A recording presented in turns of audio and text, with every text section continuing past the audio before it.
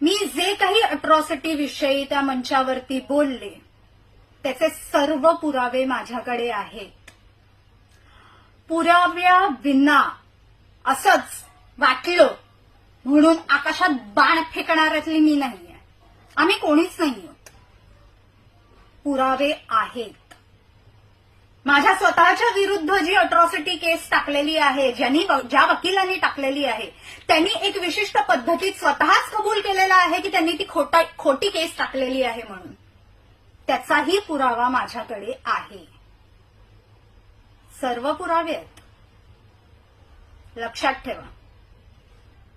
3 मिनिटं, फक्त 3 मिनिटात ब्राह्मणांना आम्ही मारून टाकू असं म्हणणारी व्यक्ती, तिला काही होत नाही.